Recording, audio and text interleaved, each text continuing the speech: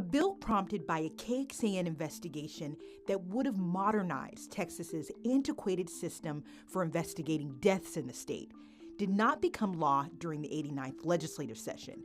This week, on Inside the Investigation, KXAN's Director of Investigations and Innovation, Josh Hinkle, explains how lawmakers who pushed for changes plan to keep the topic alive.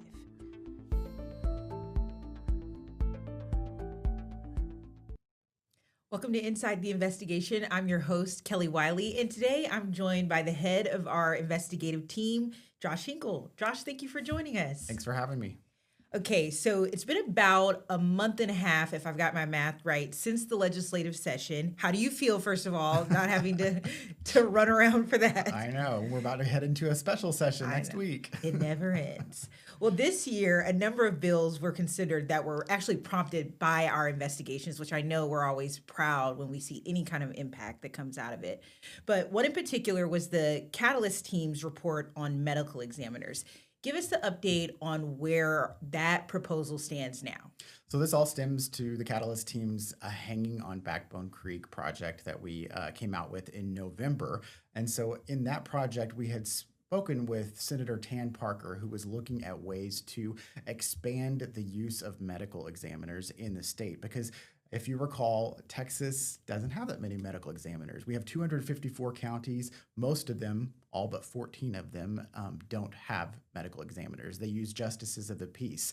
And those are judges who have a lot of other duties in their courtroom to do also death inquests. They're the ones that have to go out to scenes like murders, suicides, accidents, anything that was an unattended death, and really just certify that death to say what happened and this is what needs to be written down on the record. There were concerns that because they have not as much training as forensic scientists, those physicians that are trained to be medical examiners, that there could be mistakes in the process, which is kind of what we found through decades of research that go all the way back to the 60s. So Tan Parker, in starting a new legislative session, wanted to introduce a bill that would have, like I said, expanded the use of medical examiners. And to do that, he was going to have to change the law that was tied to the population requirement for counties to establish a medical examiner office. And right now, counties only have to have 2.5 million people to be required to establish a medical examiner office. And there's not that many counties that have that many people in Texas. So some have been voluntarily doing it over the years, but to get that requirement to require more counties to actually get to that threshold sooner, he was proposing bringing that down to 1 million people. And so that means that counties that hit that population threshold a little faster would have had to start establishing a medical examiner office and figure out how they were going to budget for that. That was one of his big concerns also, is making sure that counties didn't feel like they were getting this like unfunded mandate and didn't have any options. So one option that he had, which happens right now in his home district in Tarrant County, there are 4 counties in that area that have formed a medical examiner district so they can share the cost and the resources. And what his bill would have done is actually codified that and made it written into law that said that counties can do that. If they are neighboring counties, they can pool resources, costs, and establish a medical examiner office itself. So this bill had a lot of support. It went all the way through the Senate. It went through the House committee that it was part of. It was approved there. And then it got to the last month of the legislative session. We were all kind of watching what's going to happen. If you ever pay attention to the legislative session, you know thousands of bills are introduced every year. They've only got 5 months to get through all of them. So at the end of the session, there's a big backlog usually, and there's some really tight deadlines, especially on the House side. So if they don't hit those deadlines, then some bills, even if they've traveled very far in the legislative process, like this one, could die. And that's what really happened with this one. I want you to take a look at the moment that that deadline hit that night. It was kind of poignant considering the topic that we're talking about today. Mr.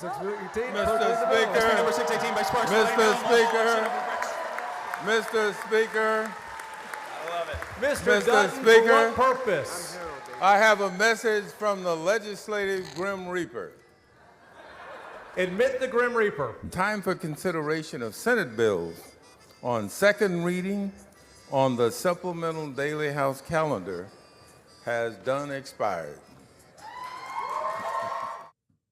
So you can see there, it's kind of a funny moment for the lawmakers because they're all tired. They've been working nonstop, and at that point it was midnight, and so Oh, wow. there were several bills that didn't make it. It wasn't just this one. So, but I guarantee you, I was at home watching the web stream. I was texting our colleague Arzo Dos because she's been working on this story also, and we were biting our nails and just waiting and hoping. It was literally like maybe 10 bills away from getting that. And they were all going really, really, really fast. At that point, they're not even reading things clearly. They're just trying to like get through as many things as possible because the bills that are in line have a lot of support already. And it's just unfortunate that all that hard work kind of goes for nothing at the end of the legislative session.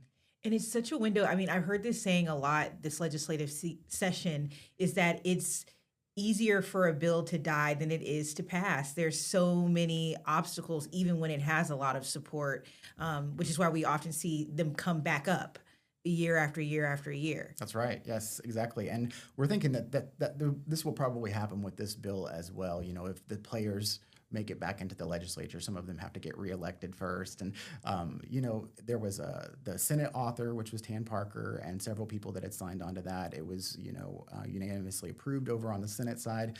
And then on the House side, you had Representative Rafael Anchia, who was the House sponsor, also filed his own version of the bill that was identical. So I think that, you know, if those players are all in the legislature in 2027, oh my gosh, that feels like a long time away. It does. It does. But it's not that far. Then I think that this bill has a good chance of coming back up.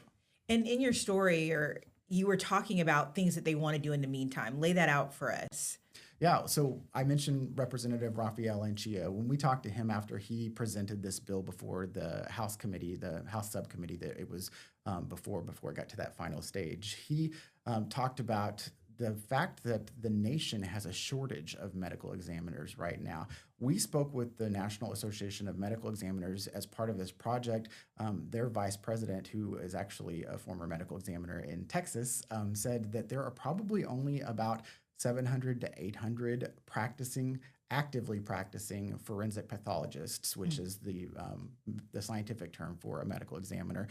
People that have that specific training to do things like autopsies and a lot of the other forensics that go into investigating death nationwide, 700 to 800 people. So if you think about if there's a will to get all 254 counties in Texas a medical examiner, then there definitely is not enough people to hold that job. So one thing that Rafael Anchia wants to do is call for an interim charge to study the issue and figure out how can Texas incentivize those doctors who have that training to come to Texas to take this. And that might mean things like looking at medical examiner pay, medical examiner training in our medical schools here. It's not the same job that it was, you know, decades ago. It can be at times one of the costliest jobs in an entire county budget. Some counties pay their medical examiners more than any other employee. So if you have that training, which is a lot more than many of the other doctor's specialties, you could make a lot of money. And you have some sound here from Representative Anchia where he talks about and makes promises in this interview. Let's listen to it right now. I think that we should have an interim charge to look at this issue, to bring more medical examiners to the state. We just need more people who are specialized in this work, and creating an incentive program makes total sense. And that's something you would take on? Yeah, for sure. And so I'm thinking of your original reporting on this topic because I feel like you, Arzo, the entire Catalyst team, sometimes we can get so lost in the details of these bills and you forget who is impacted. But I thought you guys really did a great job of showing the families who are impacted by the system not being improved. And talk to us, remind us of the story of Danon Lewis. Yeah, so this is really the story that got this entire project started. Even before we were really looking at the Justice of the Peace medical examiner issue, we just heard about this mystery that had existed in the town of Marble Falls for like almost 60 years. And it was this 13-year-old girl named Danon Lewis who was found hanging had died in her family's shed behind her home. And it was ruled by the Justice of the Peace in Burnett County back in 1965 as an accident. And so that just never really did sit right with people who went to school with Daynon, her family members. You know, we interviewed so many of them for this story. Through that process, we figured out that a Justice of the Peace who didn't have a lot of medical training did this, and there were some other questionable certifications that he had made in other questionable deaths as well. So that's where we started realizing that this system exists everywhere in Texas. So these types of questions or these potential problems could exist anywhere in Texas. And it's relatively gone unchanged since the Justice of the Peace system was introduced in Texas 200 years ago. So that's why, you know, it's a bit of an antiquated process, and there's been a push to get more science, those doctors behind at least this aspect of what Justices of the Peace are largely doing throughout Texas right now.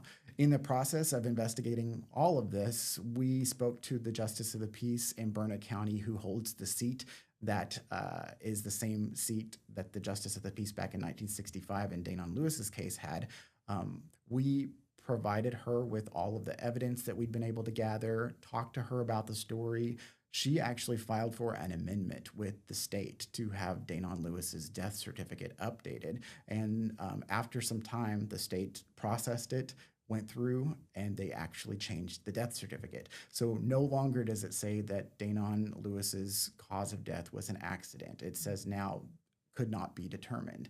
And while that still leaves a lot of answers about, you know, who might have been responsible for her death and how did it happen, at least it gives her family and her loved ones and her classmates that we spoke with a little bit of peace of mind knowing that Daynon didn't do this to herself. And it's kind of a way to honor her memory, just to let her know that they haven't forgotten about this and they still are talking about it all these days later. You know, after the bill went through, which they were honored that a bill was even sparked by a project that was relating to their loved one. You know, they were a little disappointed that the bill didn't go through, but they were very, very thankful about the other things that this had done, including the death certificate update and just the awareness that it's brought to the issue. And they're hopeful that, you know, this will come back up again next legislative session, and so are we. Well, I'll be watching out for the updates on this. There's been so many interesting revelations about how this system works, and I know you guys are going to continue to update this awesome reporting. Josh, thank you so much for joining me here today. Thank you. Well, we release a new episode every Friday morning on the KXAN Investigates podcast. You can also watch us on our KXAN Plus app, which is available on Apple TV, Amazon Fire TV, and Roku. I'm Kelly Wiley. We'll see you next time.